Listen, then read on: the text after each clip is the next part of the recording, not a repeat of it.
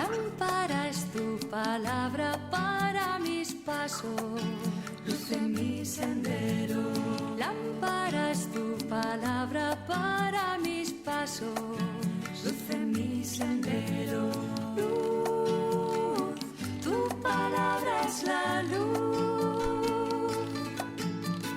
Luz, tu palabra es la luz. Buenas tardes, queridos hermanos, hermanas, oyentes de Radio Anglicana, la radio de la Iglesia. Bienvenidos a una emisión más de su programa La Palabra Hoy.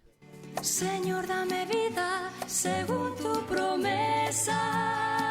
Con nosotros, como siempre, nuestro querido hermano y amigo en el ministerio sacerdotal, el reverendo Juan María Tellería. Bienvenido, Juan Mari, después de estas siguientes vacaciones, ¿eh?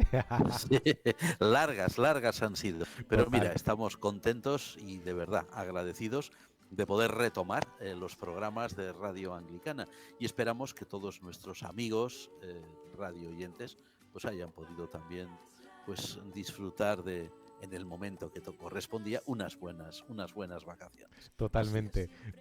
Gracias también a nuestros queridos oyentes por la paciencia que han tenido con nosotros.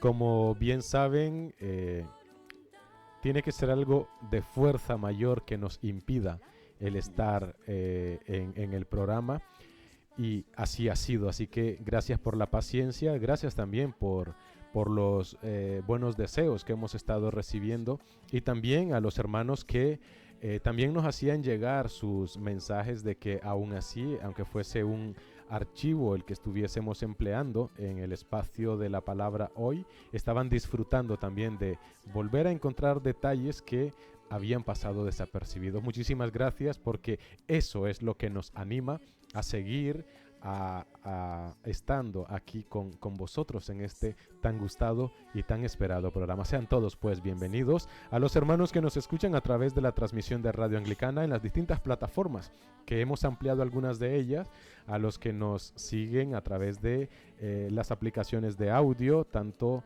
en los teléfonos Android como también en los teléfonos con sistema operativo iOS, los que nos escuchan y nos ven en la página web, que en este momento estamos transmitiendo en vídeo, los que nos ven en las distintas plataformas de Facebook, en las páginas de Facebook que retransmiten la señal, también los que nos siguen a través del canal de Telegram, que está continuamente transmitiendo en señal de vídeo, o cuando estamos aquí en persona, o cuando está el estudio solo, está la cámara también enfocando la transmisión. Así que muchísimas gracias por acompañarnos. Y en este momento también nos comunican de la Radio San Mateo, que ya empiezan también a retransmitir nuestra señal, ahora pues ya con la normalidad habitual. En Dios esperamos que así sea. Y que pues muchísimas gracias por esta retransmisión. También saludamos a los oyentes de esta emisora. La siguiente emisora creo que nos empezará a retransmitir la siguiente semana. Gracias por esto, porque no sé a ti, Juan Mari, pero a mí esto me alegra muchísimo, porque al menos tenemos gente al otro lado interesada. Sí, somos lo que se dice una gran familia ya. Una gran familia en la que realmente pues existen unos lazos, ¿cómo se dice? Unos vínculos afectivos muy grandes, porque ya son años los que estamos aquí, como se dice, al pie del cañón, 5 ya. Totalmente. Sí, un lustro ya. Total. De tiempo aquí transmitiendo mensajes sobre la palabra de Dios, mensajes que quieren ser esperanzadores, y en la medida de lo posible instructivos, y como decíamos, pues muy agradecidos también a todos estos amigos que están en todas partes, que nos escuchan desde muchos países, allí donde se habla o se estudia nuestro idioma, y la verdad hemos de estar realmente agradecidos al Señor y agradecidos a ellos, evidentísimo. Totalmente. Y bueno, después de este momento de sentirnos contentos y agradecidos con el Señor y con nuestros oyentes, pues como les habíamos anunciado en nuestro anteúltimo programa, que hablábamos de la carta a los tesalonicenses, ahí habíamos anunciado de que la siguiente era pues las reflexiones en torno al libro primero de Samuel. Hoy iniciamos estas reflexiones en torno al primer libro de Samuel, y nuestro tema principal será una introducción general a lo que es este primer libro de Samuel. Como siempre, lo primero, Juan Mari, pongámonos en las manos de Dios y que sea el Espíritu Santo el que marque las pautas de este programa para tener este encuentro con la palabra a través de Primera de Samuel. Adelante, pues, oremos. Te damos muchísimas gracias, Señor y Padre nuestro, porque con todo este tiempo que ha transcurrido, en el que, como muy bien dice nuestro hermano y amigo el reverendo Noel, son causas mayores las que nos han impedido poder estar aquí en antena. A pesar de todo eso, hoy, concluyendo ya el mes de enero del año 2024, nos volvemos a reunir y lo hacemos, Señor, con la misma alegría, con la misma ilusión con la que iniciamos hace 5 años estas series de reflexión. Te queremos pedir, Padre nuestro, que seas tú quien dirijas realmente nuestro programa, quien dirijas realmente toda esta nueva serie de estudios y reflexiones sobre este libro especial del Antiguo Testamento, y que en todo momento, Señor, sea tu palabra la exalta, que seas tú realmente el permanentemente glorificado, y que sea la esperanza que transmite tu palabra la que nosotros, que somos simplemente instrumentos tuyos, podamos difundir en nuestro idioma a tantas personas como nos están escuchando. Te agradecemos, Señor, que tú estés aquí siempre con nosotros, y no olvidamos jamás a las personas necesitadas, a las personas que sufren, a las personas que están viviendo tragedias que ellos mismos no han provocado, de las que no son culpables, pero que están inmersos en ellas, en países devastados por las guerras, por guerras injustas, o en países en los que ciertas catástrofes naturales hacen que la vida humana esté en peligro constante. Gracias por escucharnos, en el nombre del Padre, del Hijo y del Espíritu Santo. Amén. Amén, amén. Mis pasos, luz en mi sendero, luz, tu palabra es la luz, luz, tu palabra es la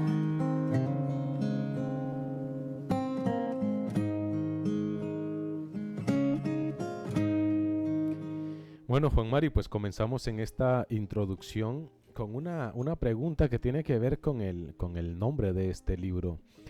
Se le llama Primer Libro de Samuel o Libro 1 de Samuel. ¿Por qué se le da este nombre? ¿Siempre se ha llamado así? Pues mira, curiosamente es uno de estos libros que hoy nosotros llamamos de una manera, pero que hasta no hace mucho, y además esto se puede ver en ediciones de la Biblia, tanto en nuestro idioma como en otros idiomas, pues hasta no hace mucho tenía otro nombre.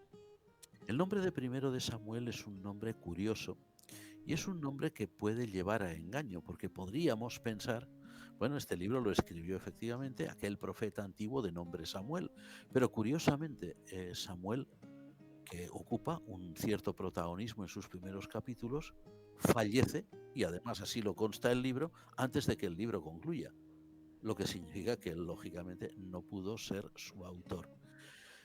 Y es curioso que, como decíamos, en ciertas ediciones antiguas de la Biblia, este libro no se llama Libro Primero de Samuel, sino Primero de los Reinos. Curioso, ¿verdad? Y es que forma una colección con el libro que hoy se llama Segundo de Samuel, que en este caso era Segundo de los Reinos, pero más todavía, con el libro que nosotros llamamos Primero de los Reyes, que era Tercero de los Reinos, y con el libro Segundo de los Reyes, que hoy llamamos así y que entonces llamaban Cuarto de los Reinos. O sea que lo que nosotros en nuestras ediciones actuales de la Biblia se han dividido como dos bloques, Primero y Segundo de Samuel por un lado, y luego la continuación, que es Primero y Segundo de los Reyes, en épocas antiguas se entendía que eran los cuatro una sola colección. Y además tiene sentido, porque la historia que narran va siguiendo siempre unas pautas, de forma que se ve que el uno sigue al otro.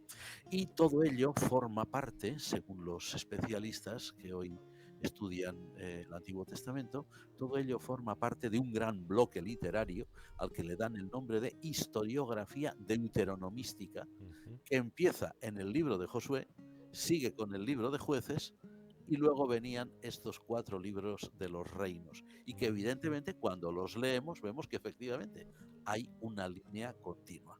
Es decir, que al enfrentarnos al libro primero de Samuel, nos estamos enfrentando a una obra realmente importante por su contenido, interesante por todo lo que narra, pero también una obra muy especial dentro de esa gran historia, dentro de esa gran historiografía deuteronomística que decíamos.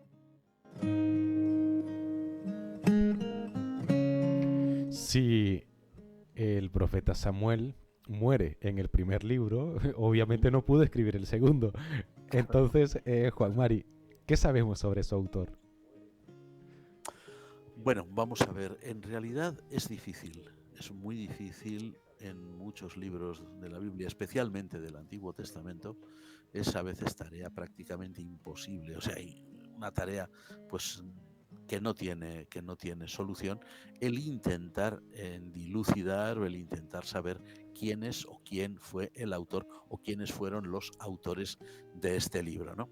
Es muy evidente que en el libro primero de Samuel, lo mismo que en el segundo, lo mismo que en primero de Reyes, lo mismo que en segundo de Reyes, o sea, los 4 de los reinos, lo mismo que en el libro de los jueces, que viene antes, y lo mismo que en el libro de Josué, es evidente, y así se percibe, incluso a veces con una lectura rápida, pero sobre todo los que lo estudian a fondo lo saben mucho mejor, es muy evidente que se reflejan ahí varias manos, ¿eh?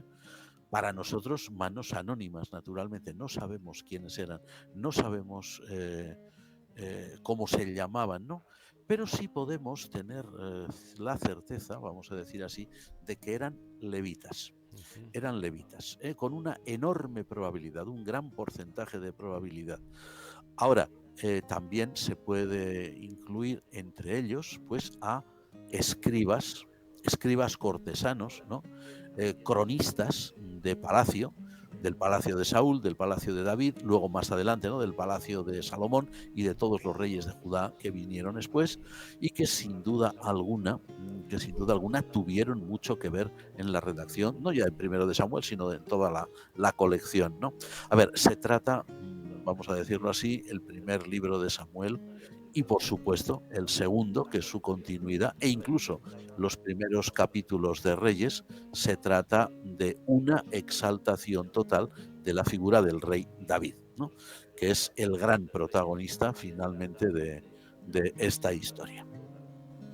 Y quien va a marcar la pauta para lo que van a ser los reyes de Judá. Fijémonos que hay un detalle en los libros primero y segundo de los reyes, que eran antes tercero o cuarto de reinos, como decíamos. A veces hay una muletilla que aparece en algunos monarcas cuando fallecen o al principio, cuando se presenta su reinado, hizo lo correcto delante del Señor como su padre David. Sus antepasados, diríamos hoy, David, ¿no? O no anduvo en los caminos del Señor como había andado David. Es decir, que David, en cierto sentido, se va a convertir, a pesar de muchos problemas que tiene, se va a convertir en la figura que va a colorear toda esta colección. Y ya lo vamos a ver en el libro primero, llamado hoy Primero de Samuel, como esto es así.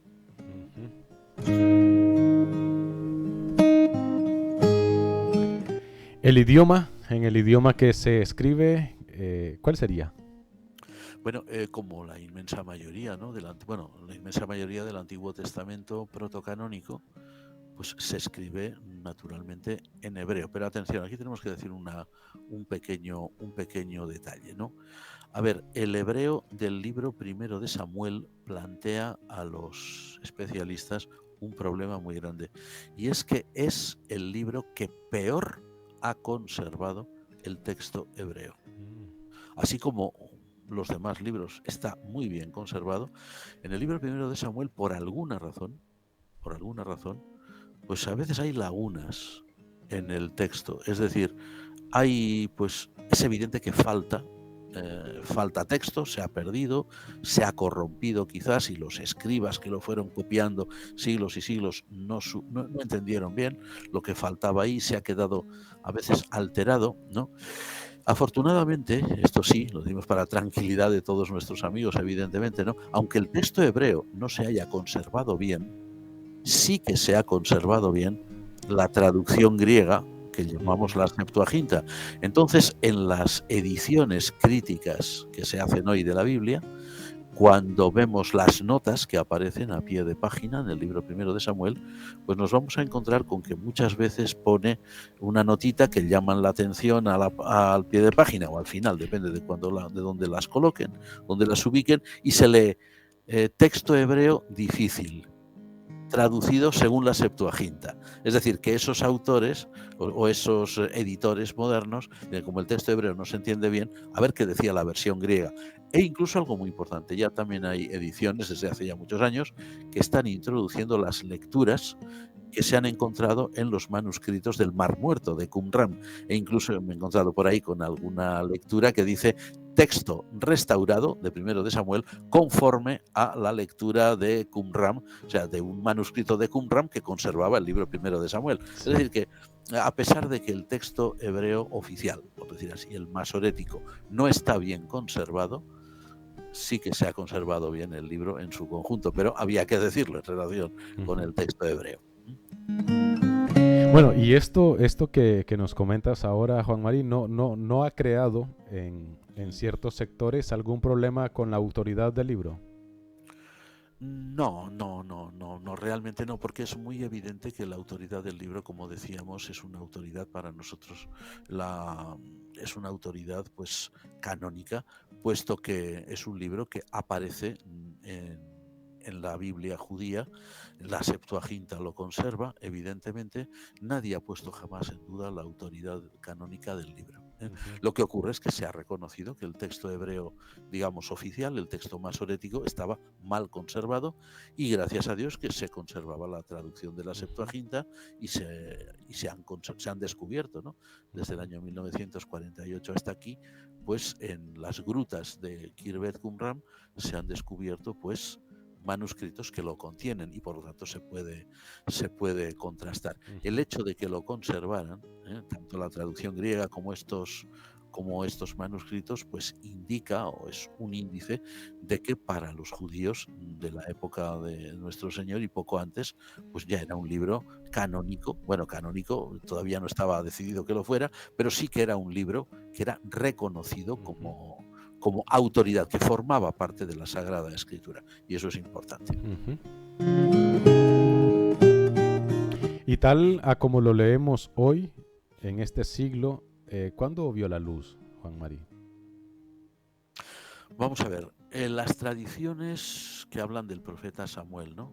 Todos los primeros capítulos del libro, su nacimiento, su crecimiento, su llamado por Dios, que son historias muy bonitas, que se enseñan incluso en las escuelas dominicales y en las catequesis parroquiales, ¿no? Bueno, pues las tradiciones estas que versan sobre el profeta Samuel, por ejemplo, los orígenes de la monarquía hebrea, ¿no? El reinado de Saúl, el reinado de David, los comienzos, pues este tipo de tradiciones debieron originarse muy pronto, vamos a decir, hacia los siglos XI, X antes de Cristo, ¿no?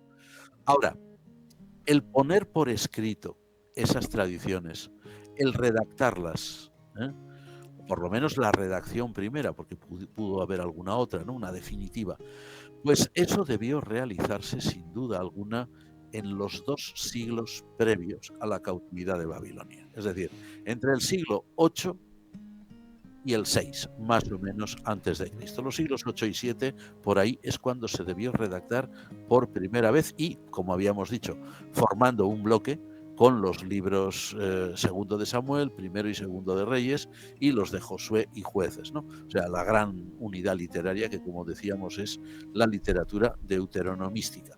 Ahora, la redacción definitiva, tal como hoy la leemos, pues hay algunos expertos que dicen que esa redacción definitiva probablemente tuvo lugar ya al final, pues después de la cautividad de Babilonia, en la primera comunidad judía de Jerusalén, como tal vez, ¿no? Como dicen en aquella gran sinagoga que según la tradición judía había sido fundada y dirigida por el escriba y sacerdote Esdras. Vamos a decir entre los siglos V, IV antes de Cristo, probablemente.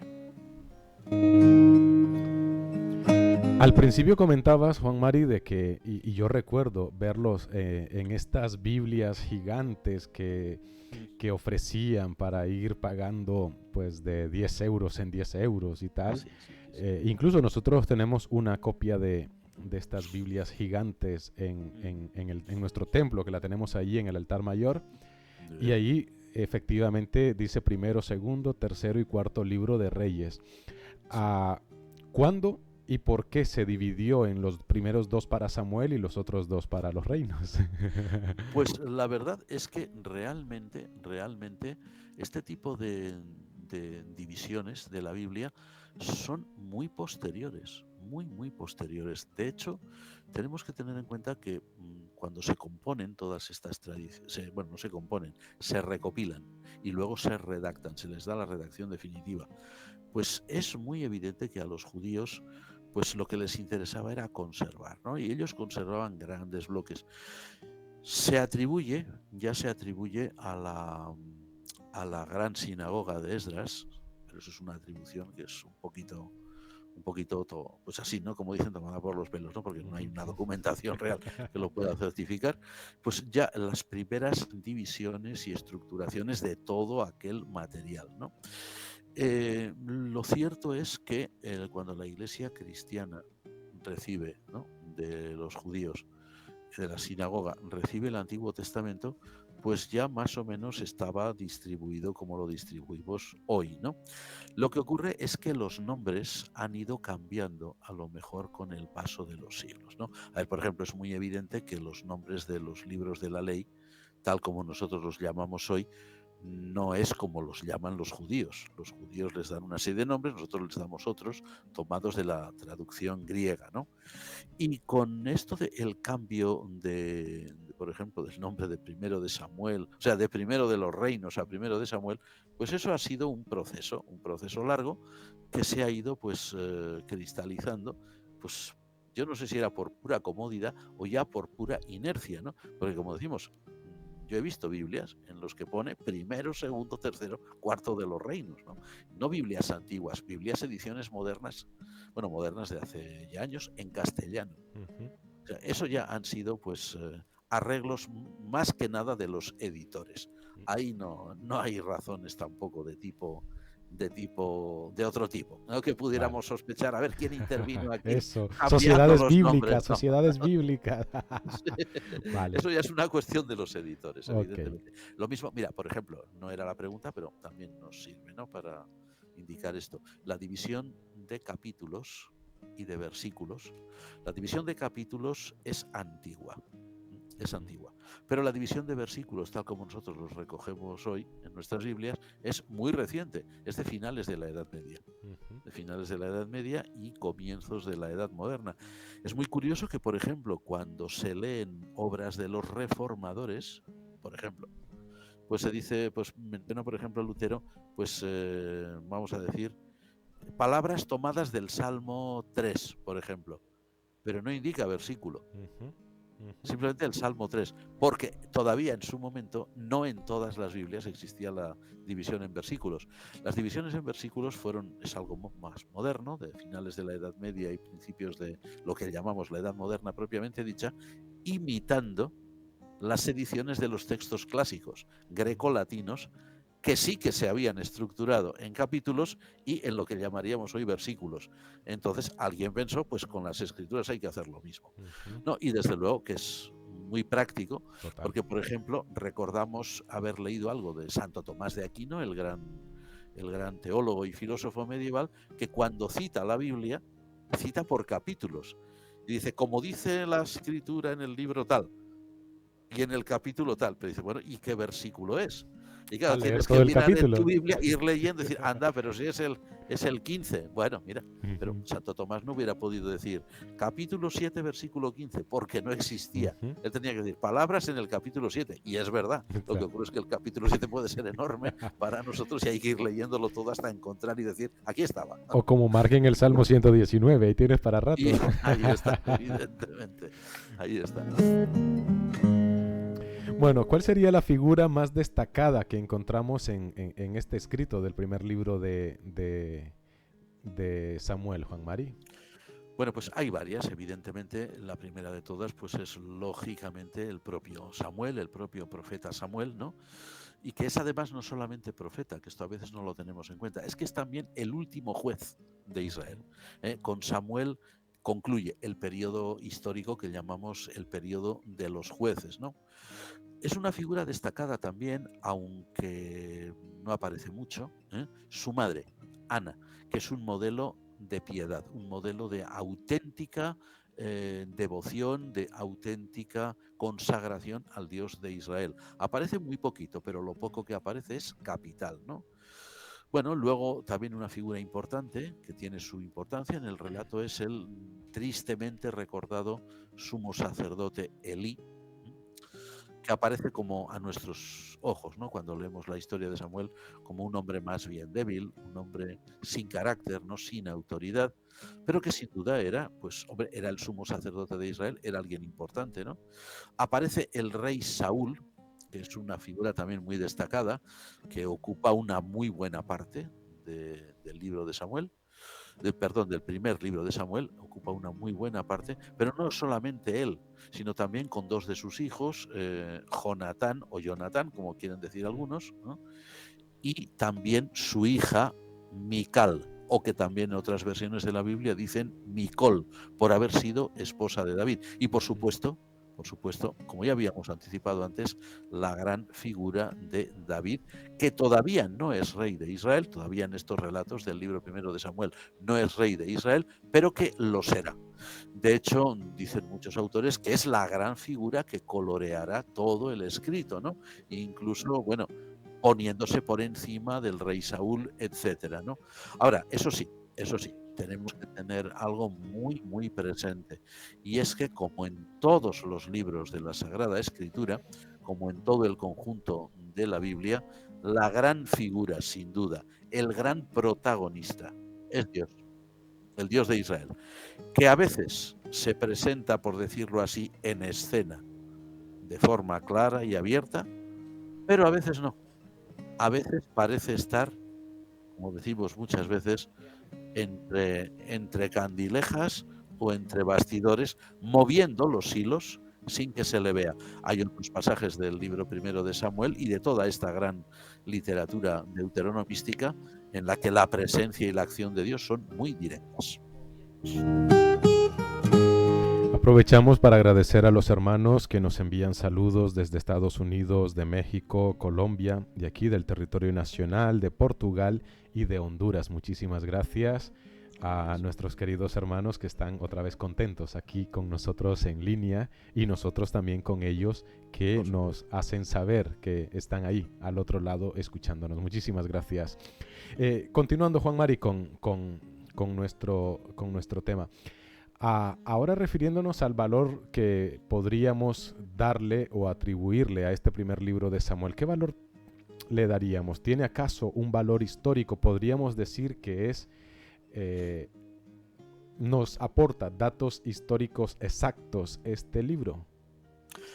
Vale, la pregunta es muy importante y Sabes que vamos a esto, sí, intentar... porque Sí, sabes que esto a mucha gente sí. les encanta. Sí, es histórico y lo podemos comprobar y tal. Exactamente, ¿no? Y es por cierto que digo que es una pregunta muy importante y además, pues como decimos, ¿no? Para muchos creyentes, pues realmente trascendente, ¿no? Ujú. Vamos a ver, nunca se tiene que olvidar un principio de base. Y el principio de base es que ninguno de los libros de la Biblia, ya sea Antiguo, ya sea Nuevo Testamento, ninguno de ellos se escribió con la intención de narrar realmente lo que hoy nosotros llamaríamos historia, como por ejemplo hubiera sido la historia nacional del pueblo de Israel. O sea, por ejemplo, pues una historia hecha, como diríamos, a base de una investigación de documentos que hablasen sobre la política de sus gobernantes o incluso documentos que reflejaran la situación social de aquel pueblo en aquel momento o, por ejemplo, pues también sus condiciones económicas, ¿no? Que sin duda alguna iban a incidir en la situación social y también ahí en la situación política, ¿no? No vamos a encontrar esto, pero no en el libro primero de Samuel, como decimos, en ningún libro de la Biblia. O sea, en los libros de la Biblia la idea fundamental, y eso los escribas y los autores que pusieron por escrito la Biblia, tanto el Antiguo como el Nuevo Testamento, más el Antiguo, porque el Nuevo Testamento ya es otro enfoque, lo que ellos pretendieron sobre todo describir era la historia de la salvación. La historia de la salvación. Es decir, la historia de la salvación no es una historia que tenga como protagonista a seres humanos, ¿no? Por ejemplo, el pueblo de Israel en este caso, o como diríamos, alguna figura destacada, por ejemplo, algún soberano, el propio profeta Samuel, que fue el último juez. No es esa la finalidad. La finalidad es evidenciar cómo Dios, el Dios de Israel, el Dios revelado a Israel, Yahvé o Jehová, como dice alguna otra versión, es alguien que está presente en la vida de su pueblo y sobre todo alguien que va dirigiendo la vida de su pueblo y, como decíamos antes, ¿no?, aunque no se lo vea, aunque esté, por decir así, detrás de las cámaras, o que esté pues entre bastidores, pero es él. Y es él el verdadero protagonista, y es eso lo que los autores de la Biblia pretenden narrar realmente. Entonces, claro, utilizar, por ejemplo, el libro primero de Samuel, ya que estamos con él, o cualquier otro de los que llamamos libros históricos, pretender utilizar estos libros para elaborar una historia real de cómo fue la historia del pueblo de Israel sería erróneo. Sería erróneo porque ahí nos faltan muchísimos datos que hoy son esenciales para poder escribir realmente la historia de un pueblo, la historia de una nación. Ahora, dicho esto, eso no impide que incluso en estos libros que son historia salvífica, historia de la salvación básicamente, pues que de vez en cuando afloren datos que decimos, hombre, esto es una evidencia de un hecho histórico real, ¿no? Y está de alguna forma, aunque no era la pretensión del agiógrafo, del autor, o de los agiógrafos o autores, pues está dejando un testimonio histórico, o sea, un testimonio documental de algo que sucedió, ¿no? Vamos a ver, por ejemplo, en el libro primero de Samuel se nos narra algo que es trascendental para la historia de Israel, que es el surgimiento, el nacimiento, vamos a decir, los comienzos de la monarquía hebrea como una necesidad de lo que había sido la antigua anfictionía, que es el nombre que le dan, ¿no? Anfictionía tribal israelita, o sea, la federación de tribus israelitas frente a los ataques de pueblos hostiles, ¿no? Bueno, y a pesar de los defensores a ultranza del sistema antiguo, que no querían esa monarquía, pues sin embargo es evidente, leyendo el libro primero de Samuel, que la monarquía se impone, ¿no? Y eso es un testimonio histórico muy importante, que nos dice cómo la época de los jueces, que era una época antigua, una época de una federación de tribus que cada una era independiente, pues dan paso o dejan paso a un nuevo periodo que es un nuevo régimen, ¿no? Un nuevo régimen que es toda la autoridad centralizada, no en tribus dispersas, sino en una sola figura, en una sola persona. Sin duda estamos leyendo ahí un hecho histórico de gran importancia. Por decir otro ejemplo, el libro primero de Samuel nos deja constancia de una invasión filistea, pero no una invasión, o sea, no una pequeña escaramuza, ¿no? O como dicen, una razzia, ¿no? Entran filisteos por aquí, hacen no sé qué y se van. No, no, no. El libro primero de Samuel, cuando lo leemos, no hace falta leerlo entre líneas, lo dice claramente, muestra una Palestina o una tierra de Canaán que en un momento determinado toda ella depende de los filisteos. Y los filisteos están por todas partes, porque son más fuertes, porque tienen un mejor armamento que el que tenían los hebreos y los cananeos. Eso es un hecho real, ¿no? Por ejemplo, otro dato más que también es importante, la figura del primer monarca, Saúl. El reinado de Saúl es un reinado pues tumultuoso, un reinado de guerras permanentes, de luchas. De hecho, la propia figura de Saúl es más un jefe tribal que lo que hoy entenderíamos como un rey, ¿no? Pero es alguien que lucha denodadamente a favor de la libertad de su pueblo, ¿no? Pero, sin embargo, aparece como una figura trágica, ¿no? Bueno, y por supuesto la propia figura de David, que sin duda, a pesar de lo que algunos han dicho por ahí, es una figura histórica real. Es alguien que llegó a consolidar la monarquía hebrea, no todavía en el libro primero de Samuel, pero sí en el segundo, ¿no?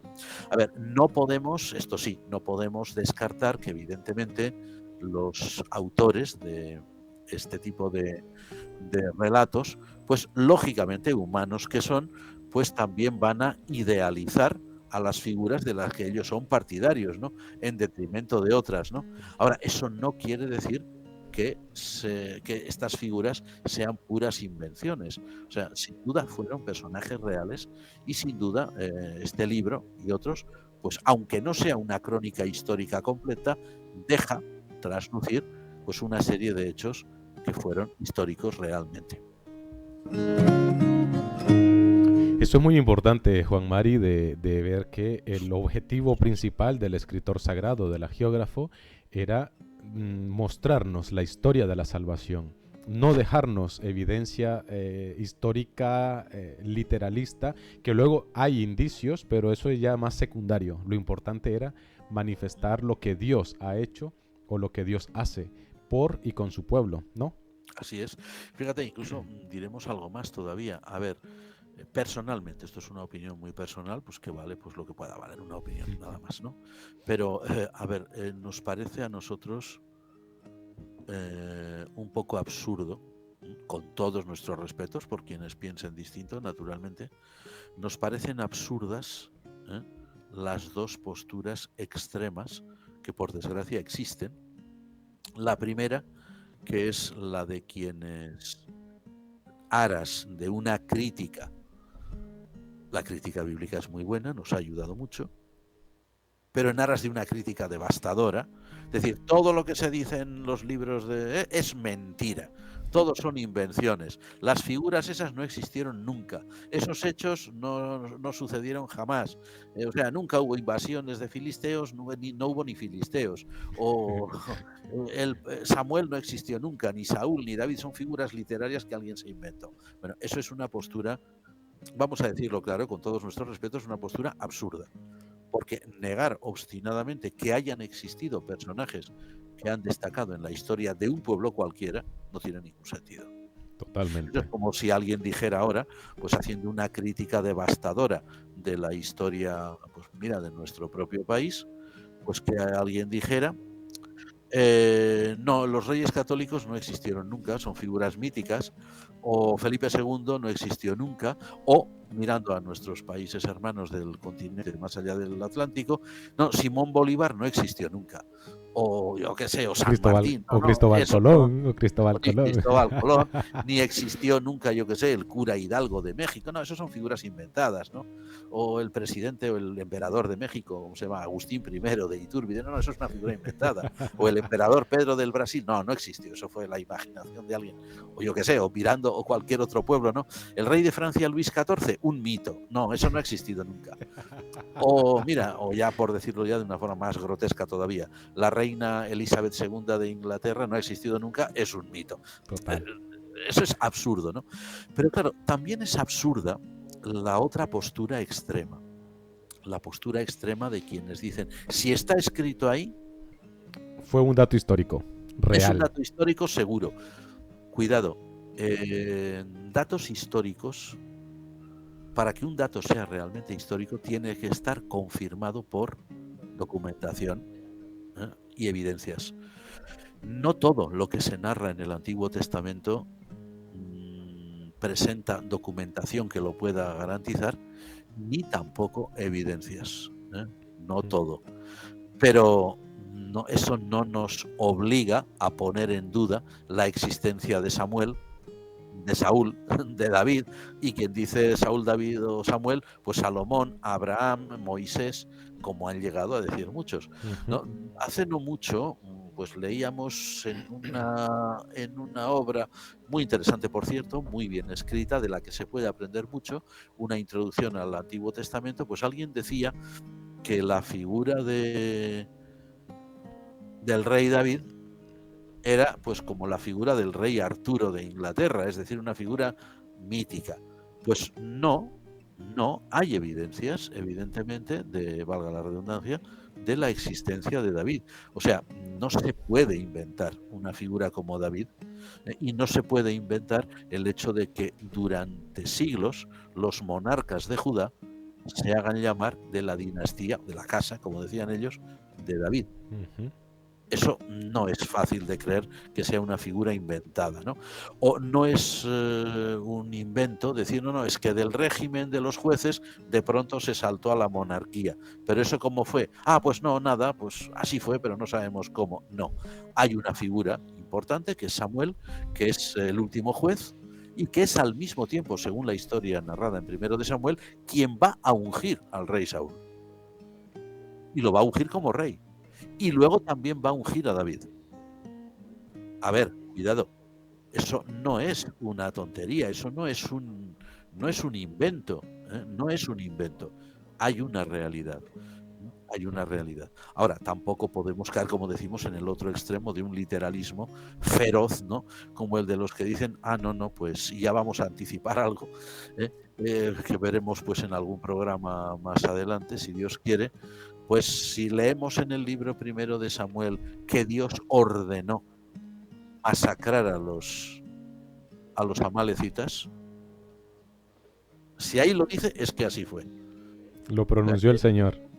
que Dios le dice a alguien, pues, contraviniendo sus propias leyes, no En la, matarás. sí, en la retaguardia tenemos una pregunta similar a esa, Juan María. Si quieres, esperamos que la estoy Esperamos, vale, dejando. pues Sí, sí, la estoy dejando sí, porque así sí, no sí, pierdo un poco el orden que tenemos marcado, pero vamos a tratar de ello. Entonces, si te aquí parece, sí, pasamos a la siguiente pasamos a entonces. la siguiente. Muy bien. Tienes saludos de Ana Lugo de Puerto Rico que te manda recuerdos. Pues un abrazo muy fuerte, Ana, muchísimas gracias. ¿Qué imagen proyecta el primer libro de Samuel en referencia al Dios de Israel?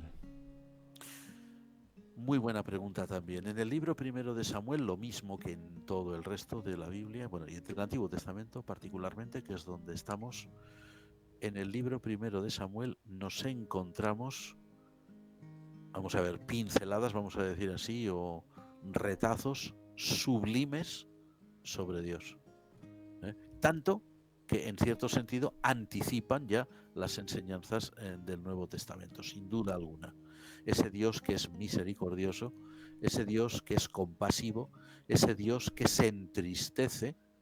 Eso es una figura literaria, evidentemente, pero tiene teológicamente muchísima profundidad por la opresión de su pueblo, ese Dios que no acepta la esclavitud de su pueblo, la invasión de los filisteos prácticamente los había reducido, si no a una esclavitud total, a una servidumbre que era indignante y vergonzosa, ese Dios que muestra incluso piedad y que muestra misericordia, que muestra compasión, que muestra solidaridad y que incluso ese Dios que va más allá de lo que es el ser humano y su debilidad, porque Dios mira, bueno, hay unas palabras que precisamente el texto pone en boca de Dios cuando le dice a Samuel, no mires a su apariencia, porque el hombre mira lo que está delante de sus ojos, literalmente Reina Valera, pero Jehová, dice así, mira el corazón, ¿no? Es decir, ese Dios que va más allá de lo que humanamente se puede entender, ¿no?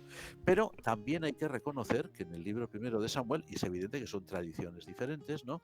Que se han juntado ahí para ser conservadas juntas, en el libro primero de Samuel también nos encontramos, como pasa con otros libros del Antiguo Testamento, imágenes muy primitivas, imágenes muy arcaicas de Dios, ¿no? Que sin duda proceden de las antiquísimas tradiciones de Israel, pero que no casan con la otra imagen de Dios, ¿no? Con la que se acerca al Nuevo Testamento.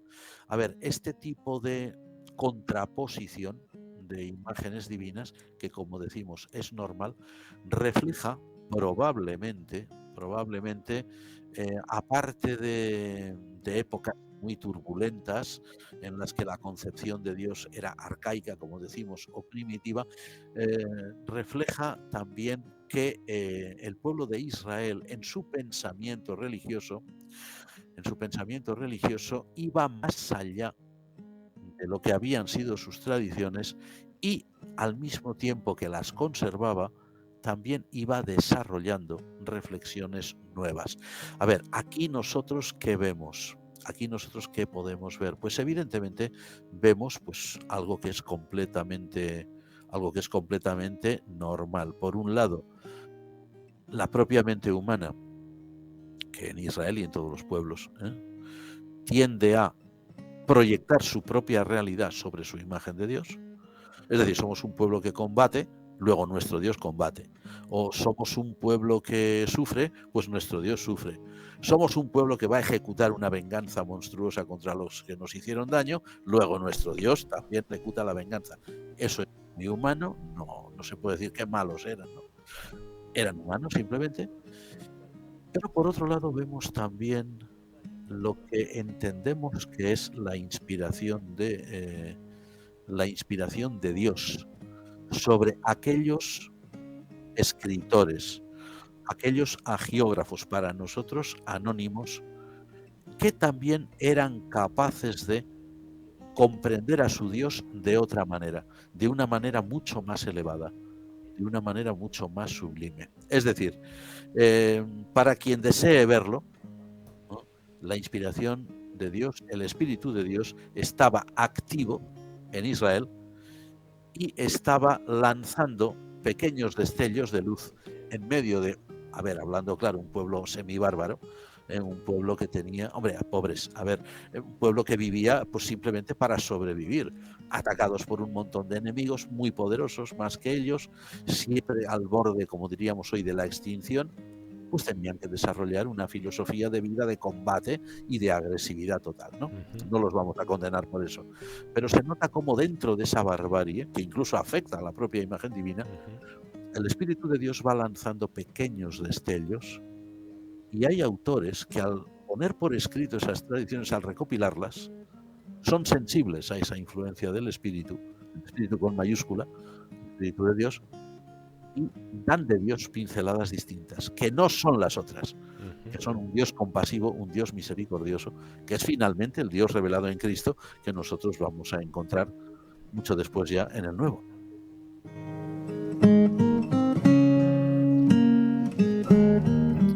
A la reverenda Susana Williams también le saludamos y gracias por reportarnos sintonía en Texas, Estados Unidos. Juan Mari, rápidamente, ¿cómo podríamos estructurar de una forma fácil y sencilla para que nuestros oyentes puedan hacerse una idea de cómo podríamos estructurar el libro de Samuel? Pues mira, lo vamos a estructurar de la manera más sencilla, teniendo en cuenta, como hemos dicho, sus personajes o sus figuras más destacadas, ¿no? Propondríamos la siguiente. Hay muchísimas, por cierto, seguro que cada comentario que se lea sobre el libro de Samuel, ya sean comentarios específicos sobre esta obra o comentarios generales de la Biblia, nos vamos a encontrar con un montón de divisiones distintas y todas ellas acertadas, ¿no? Nosotros proponemos la siguiente, en base a los personajes.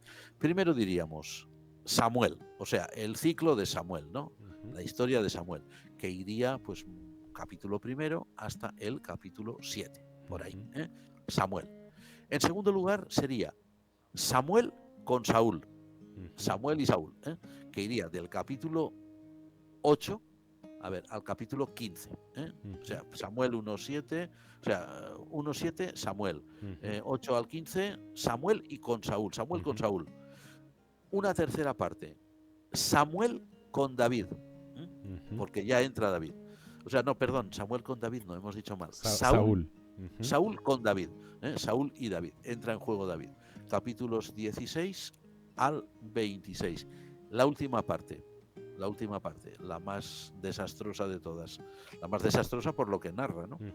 Sería, por un lado, el destierro de David. David es desterrado de su tierra, se autoexilia él por motivos de pura seguridad, pero también eso coincide con el fin de Saúl, no solamente con el fin de la monarquía saulita, sino con la propia vida. del rey Saúl en unas circunstancias horribles, o sea, un combate con los filisteos que incluso le llegan a arrancar la cabeza, ¿no? Al cadáver y lo mutilan, en fin, una salvajada de las que se hacían en aquellas épocas, ¿no? Y esos serían los últimos capítulos. Habíamos dicho Saúl y David, me parece, del 16 al 26, ¿no? Sí, Bueno, pues sí. desde el 27 al 31, que es el último capítulo, eso sería la última parte. Es decir, la repetimos, ¿no? Samuel y Saúl, Saúl y David, destierro de David, final de Saúl. Eso sería la estructuración más sencilla que se nos ocurre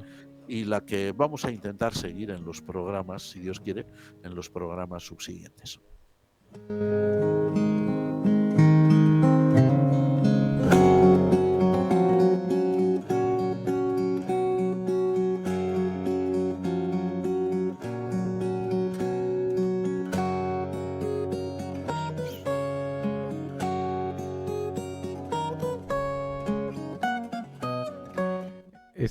Este himno que suena, Juan Mari, no sé si te acordarás, pero fue el himno de salida el himno de entrada en nuestra ordenación sacerdotal, Sí, las sí, criaturas sí, del sí, Señor sí, de San Francisco de sí, Asís, así que sí. le tengo y creo que le tenemos un cariño especial. Lógicamente, son unos recuerdos inolvidables. Total. Entonces, como siempre este es el indicio, este himno, este cambio de himno es el indicio de que ya estamos acercándonos al final. Y como te decía, teníamos una pregunta que nos Sí. hizo un querido oyente ahí en el tintero, la tenemos. Para que puedas expandirte brevemente, que tenemos 8 Brevemente, minutos, claro. sobre lo que nos comentabas anteriormente. Nos preguntan, ¿qué significa la frase Dios había resuelto hacerlos morir? Que la encontramos en el primer libro de Samuel. ¿Es acaso esto una especie de sentencia divina? Ajá. Bueno, eso evidentemente responde a lo que habíamos expresado anteriormente, ¿no? Cómo Israel, cuando escribe la historia de la salvación, como es la historia entrelazada con su propia historia nacional, hace de Dios el protagonista de su historia, lo que significa que las guerras que combate Israel son guerras divinas. Las sentencias que ejecuta, de hecho, Israel en sus enemigos, o incluso sus venganzas, Órdenes de Dios. son órdenes de Dios. A ver, entonces ahí eso, lógicamente, nosotros hoy, desde el punto de vista del Evangelio, que es la revelación suprema de Dios, nosotros no podemos entender que eso se pueda enfocar de forma literal, sino que eso se debe entender como todo, ¿no? En lo que se llama sus medios vitales, cómo era la época en la que se escribió este texto, más todavía remontándose incluso más allá de la redacción, cómo eran las tradiciones que originaron esa redacción e incluso remontándose más allá cuando es posible, cómo era la realidad vivida en aquel Israel primitivo que generó ese tipo de tradiciones, ¿no? A ver, eso es, pues mira, lo mismo que... A ver, eso no niega, por supuesto, a la luz del Nuevo Testamento, no niega la soberanía divina, ¿eh? Y no niega el hecho de que en las manos de Dios están, pues, la vida y la muerte de todas las criaturas, ¿eh? Ahora, el tono en que aparecen este tipo de sentencias que encontramos en ciertos libros del Antiguo Testamento es el tono propio de un medio vital sanguinario, de un medio vital que no tenemos por qué condenar porque era pura supervivencia, como hemos dicho. Israel, por decirlo de forma muy coloquial, se la jugaba todos los días frente a sus enemigos mucho más poderosos que ellos, enemigos que estaban mejor armados, como eran los filisteos, enemigos que eran realmente mortíferos. Israel entiende que su supervivencia está en las manos de su Dios, porque Israel entiende que su Dios lo guarda, lo protege, porque está ligado a ellos por una alianza muy antigua.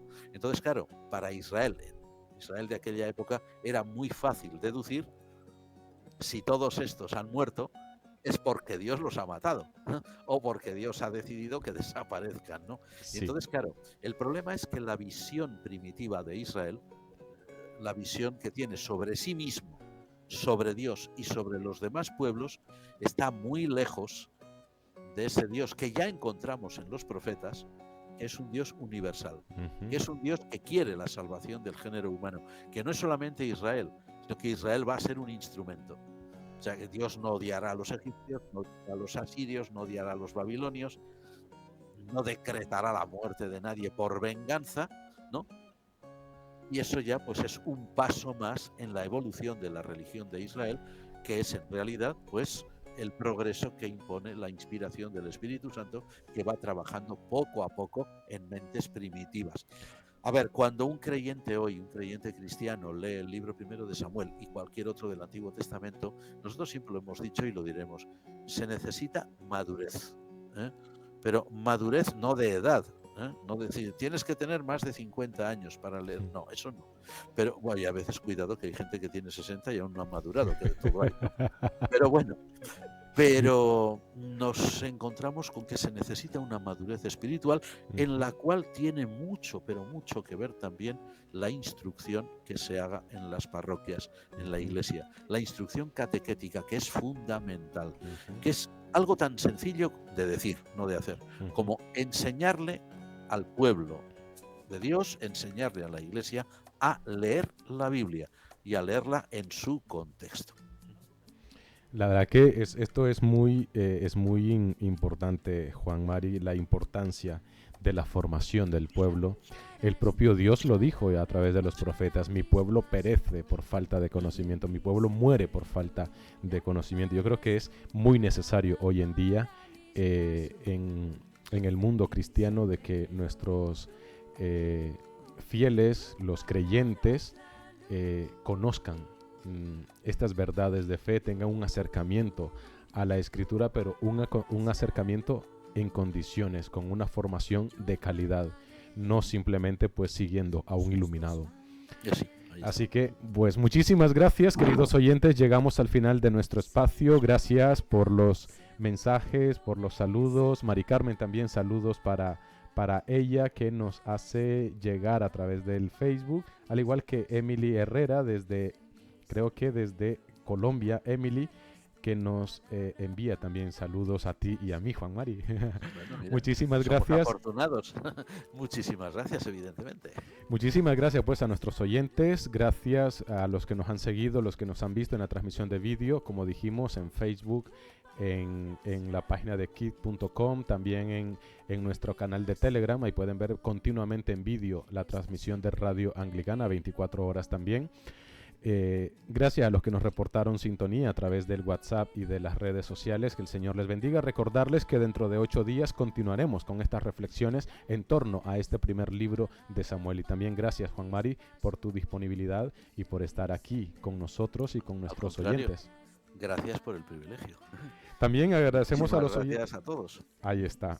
También agradecemos a los oyentes de Radio San Mateo, que también nos han acompañado, y la próxima semana vuelve Radio San Juan a retransmitir también nuestra señal. Que el Señor les bendiga. Nos encontramos dentro de 8 días, si Dios así lo permite. Alabado sea Jesucristo. Amén. Amén. A cumplir tus leyes. Sé tú la alegría de mi corazón.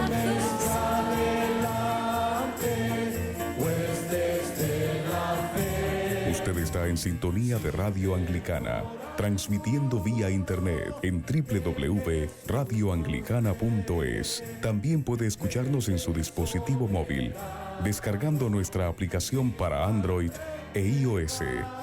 Radio Anglicana, la voz de la Iglesia.